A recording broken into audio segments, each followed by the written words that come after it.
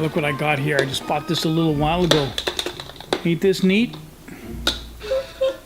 This is the Star Wars Force Awakens BB-8 spherical astromech droid. It's a little remote control unit I picked up at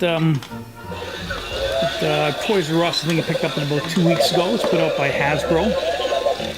Cost me about $80 when I saw it. I just had to have it. Trying to get it going here.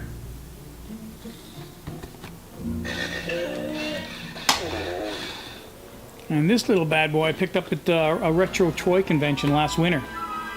It's from Revenge of the Sith. Obviously, it's a clone trooper. This one came out in 2005, and it is really nice. And you know, the guy was blowing it out for $10, so I couldn't say no. And in keeping with the Star Wars theme, I also picked up this one recently as well. This is the Star Wars Force Awakens Captain Phasma. It's a Toys R Us exclusive. So like a 10, 12-inch action figure. These aren't expensive at all. This one costs like $25.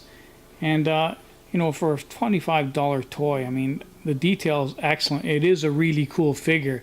So I figured, what the hell. Okay, so down to business. Got a really great episode for you tonight. My good friend Mike and my good friend Jose are on their way over. They've brought some really great books. I've got some books myself. So what I'm going to do is I'm going to go over there, set up the camera. Hopefully by the time I'm done, they'll be here. And we'll get started.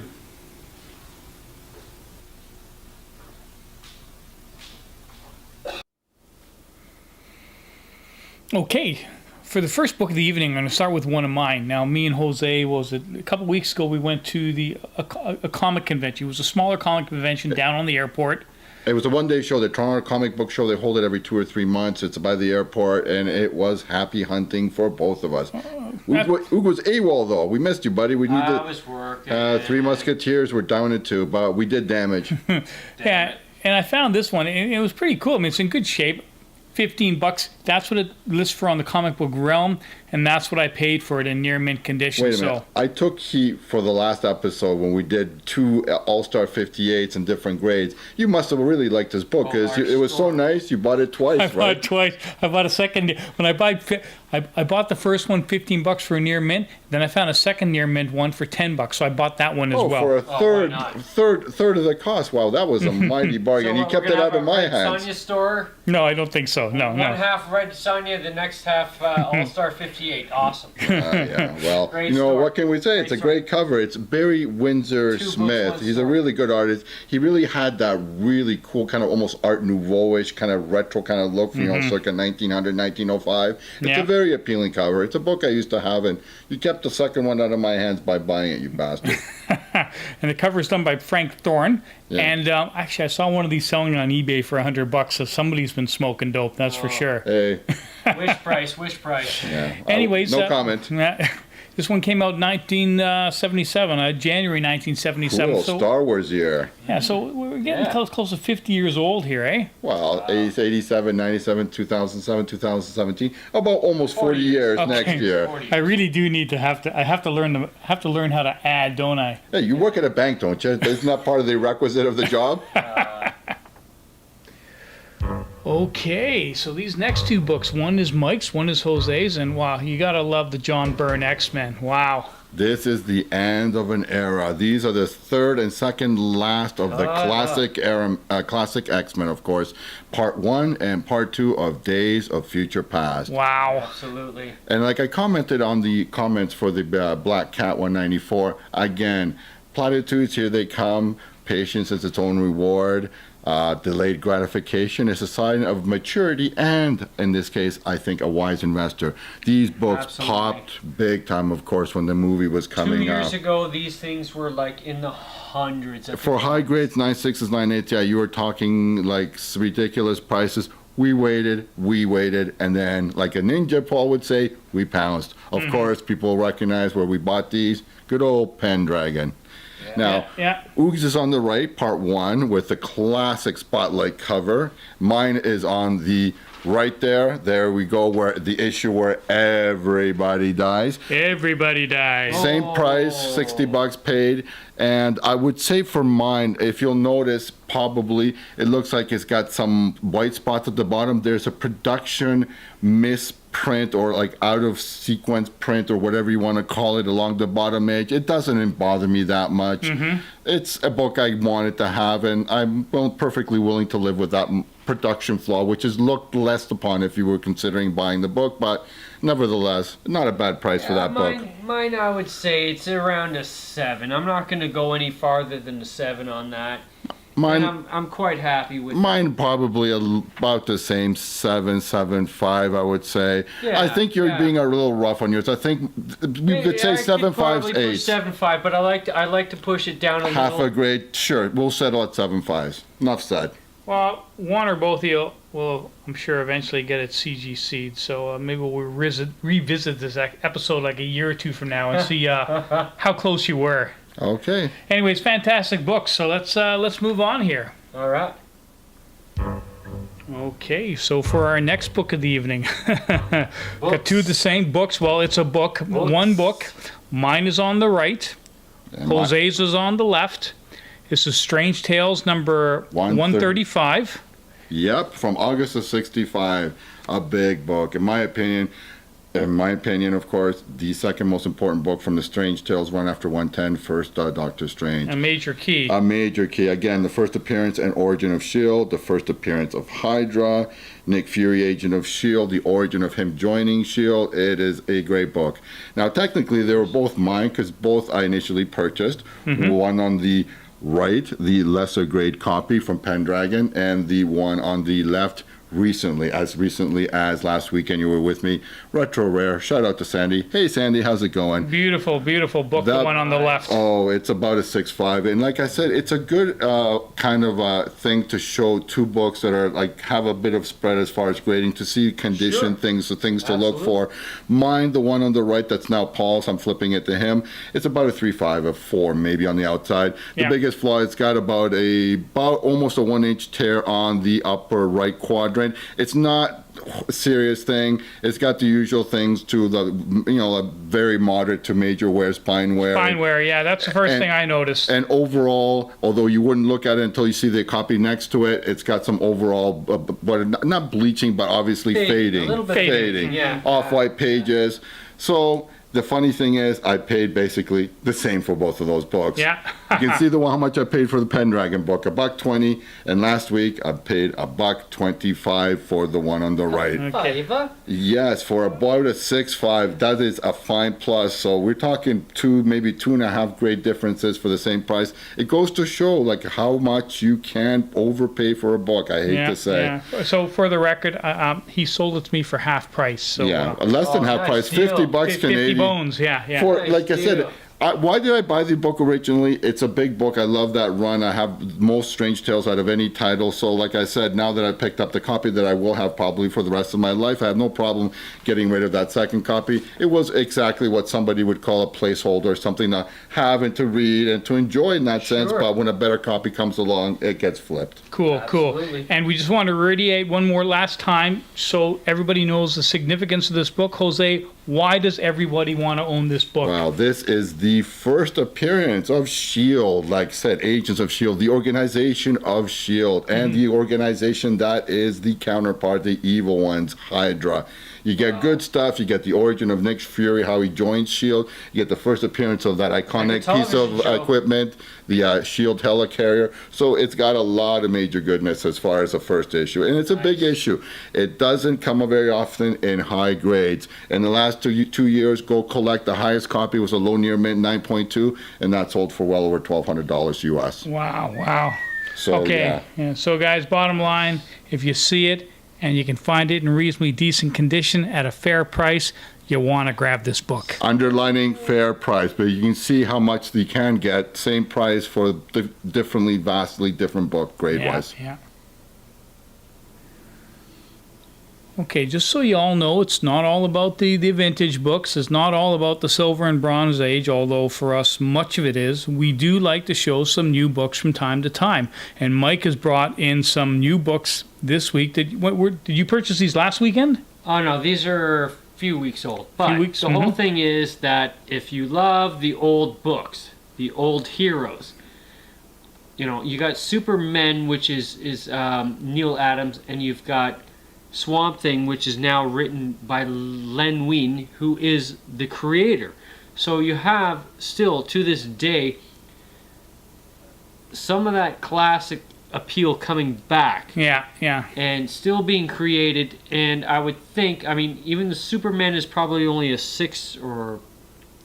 6-book run. I don't know how long Swamp Thing's going to last, but you've got some original guys who you've collected for over the years, since the 60s or 70s or whatnot, still doing some stuff. If you're a completist, you're going to want to have these. I would think that you would want to have these in your collection. Yeah, yeah. Why not pick them up off the shelf for? So basically, we That got price. the creator of the Swamp Thing still working, and he did the #1 issue for the Swamp Thing that came out last month. He created the character. And we've also got a Neil Adams. We don't have to discuss him. And Everybody it's knows. just gorgeous inside. Oh And my God. he did the artwork in this one as well. Yeah. So right there. I mean, Yeah. they're still working. Not as much as they used to, But they're still working. but they're still working, and that's it. Great books, Mike. Again, like I said, if it's not all about the old stuff, some of the new stuff is just fantastic as well. So you may want to pick these two up. Stories are great. Wow. Doctor Strange #1. Jose. Gorgeous cover. Wow. Gorgeous cover. Okay, so these next two books are both the Toronto first one-day convention Yeah, at we the went. airport that we went. These are the two big hitters that I hit. So this is, of course, as you mentioned, Doctor Strange #1, Volume 2 or second series from June of '74. Now, this is a key issue, of course, and I should also mention it's my favorite Doctor Strange cover Yeah. of all the series. Strange Tales, the second series, the third series. It's my favorite cover. Key, it's the first appearance of Silver Dagger, Isaiah Kerwin. It's also the first appearance of Agamotto and Agamotto's Dimension. Classic weird story, Through an Orb Darkly. When Clea is practicing her magical powers, Doctor Strange's sanctum is infiltrated by the Silver Dagger, who believes Strange to be a demon in need of destruction. Mesmerizing Clea and incapacitating his manservant Wong, the Silver Dagger manages to sneak up behind Strange and stab him in the back with a mystical dagger, Wow. therefore stealing off the eye of Agamotto and fleeing with Clea, his wife. Strange survives the attack. However, when he tries to use the orb of Agamotto, it transports him to the land of Agamotto, where the being presents itself in a form similar to the caterpillar from Alice in Wonderland. Wow. Now, after a brief battle with the creature, Agamotto sends Strange off to the center of the orb, where he may find freedom. A really strange story, no pun intended, of course, and currently a very sought after key issue with a movie dropping in November. Classic Frank Boover cover art, pencils and script with Dick Giordano inks. 120 rounding error, $100 Canadian at that book, $70 US. I couldn't help myself. And with this Silver Dagger thing, with I think I mentioned in an earlier show being a proposed title. Of course, it's not. I don't think it's going to be. It's just called Doctor Strange. Like I said, I have a gut feeling. I have no proof of it, but like I said, if any one book, Doctor Strange book, is going to pop, it's going to be this one. Because if there's any Silver Dagger mention or that character in the book, watch this book explode. Well, at 120 bones apiece, I think it may have already popped. No, there's room left. $100 I paid for it, $20 off, $70 US. I think it's still got a lot of room. Watch it. yeah, If yeah. there's any Silver Dagger in that movie, oh boy, Paul, you can double it, Well, Easily. you know, if not more. Oh yeah, easily. well, that's a great book, Jose. My It's my only concern is that, I mean, that was some great commentary, but I think I should have called spoiler alert before you, because I think anybody who wanted to read this book I think you might have ruined it for them. 'Cause you, Well, that's what you got to do. You still got to read it. You can enjoy the art too. There are picture books. You can enjoy that. I think they're comics. They're visual medium too. but you just told them the story. I did, and it's a weird and strange story, and I felt it needed telling. Well, anyways, he doesn't tell it as good as they do. yeah. Anyways, that's a cool book, Jose. I mean, fantastic, And fantastic. and it's book. one of the books that I remember early on from my collection. Not the Yeah. first book again, but among those first books. So like it had again adding special meaning to Cool. picking it up again. And for the last book of the evening, it's Jose's big book of the show that he went to 2 weeks ago. I couldn't go. I had to work. Damn it. Hey, you're AWOL, man. AWOL. Sorry, we missed you, Damn. man. It's usually Three Musketeers, so it wasn't a Thrillsome Threesome. It was a Gruesome Dewsome, me and Polly. I always loved Two I Force. So regret. yeah, I always loved Two Force. This is the first appearance of Deathlock the Demolisher, and also the first appearance of George Perez's work anywhere. He does the last 2 pages. Astonishing Tales, number 25 from August of '74. What can I say? This is the book from that Astonishing Tales run, with which I have several other books. This comic, of course, took a pretty big jump at the man. It was announced that Deathlock would appear on the Agents of S.H.I.E.L.D. TV show. They did show a teaser image of how the character would appear on the TV show, and it was kind of comical. Funny in not a good way. It resembles nothing the actual comic book character from the book, but what are you going to do? The story is called The Cold Night's Frenzy. Half man, half machine, created to be a pure killer. But what did its makers leave him too much human will? I don't know. Great cover, Rich Buckler, Senior Pencils, cover art, Mike Esposito inks. Eventually, he would appear in the pilot episode of Agents of S.H.I.E.L.D., the episode portrayed by actor J. August Richards as the hooded man who, after suffering an injury, decided to join Project Centipede in the hopes of changing his life for the better. Kind of retconned his origin, but you know what? It wasn't bad. I watched the show. It was good. I love this book. I paid $1.45 for it Canadian. It was $1.25. They had an 8.5. They had a 9. I paid the extra bucks. Picked up the 9. Nice round number. No problem. Yeah. Well, it is a major key, and again, it wasn't cheap, that's for sure. But there were prices to be had at that show. 50 vendors in a small little airport hotel with a 70s vibe, with the usual kind of 70s carpets. And I missed it. It was hot. It was steamy. There was deals to be had. You had little guys. You had big guys. Big B was there. I should mention we kind of knocked him for having a small presence at the comic book. Comic-Con, the major the major one. They had a bigger presence there. They had some good books. The Doctor Strange we talked about, I picked that up from Big B. yeah. Nice. Okay, well, guys, thanks for bringing these books, Mike, Jose. Again, another great episode in some fantastic books. And I'd like to say that, again, thanks to everyone for watching. Well, at least we hope you're watching. And if you like it, if you like the episode, leave a comment. We want to see more comments because we like reading them. And guys, we'll see you next time. Cheers. Is there anybody out there? Special guest Mike. Yes.